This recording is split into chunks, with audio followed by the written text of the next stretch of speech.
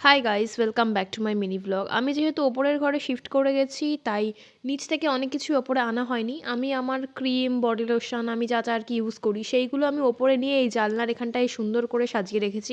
আমার যা যা আর কি দরকার। আর এই গিফটটা কিন্তু মাসি আমাকে আগের দিন দিয়ে গেছে। আমাদের নিচের রুমে যেহেতু কালার হবে, সেই জন্য আমি একটু বিকালবেলা কালার সিলেক্ট করতে বসেছিলাম।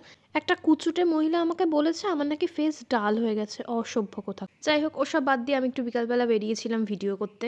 আর আমি বিকালবেলা একটা গ্রিন কালারের নেল পলিশ পরেছিলাম। ওটা না আলোতে দেখতে খুব ভালো লাগে, আর অন্ধকারে কেমন যেন একটা লাগে। আজকে বেরোনোর পর থেকে অনেক জায়গায় দেখছি, অনেক বাড়িতেই কালী পুজো হচ্ছে, যেহেতু অমাবস্যা ছিল। আর আমার প্রচন্ড খিচুড়ি খেতে ইচ্ছা করছিল, তো মাকে বললাম খুব জোর জবরদস্তি করে যে চলো একটু পাশে যে মন্দিরটা আছে ওখানে যাই, মায়ের দর্শনও হয়ে যাবে আর ওখানে একটা শিব ঠাকুরের মন্দিরও আছে, তো দুটোই দেখা হয়ে যাবে আর খিচুড়িও খাওয়া হয়ে যাবে।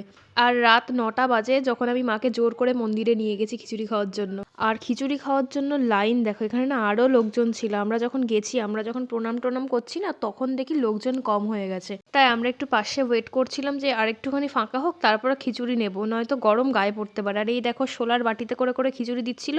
আমি আর মা তো খেলাম, আর কিছুটা বাড়িতেও নিয়ে এসেছিলাম টিফিন বক্সে করে।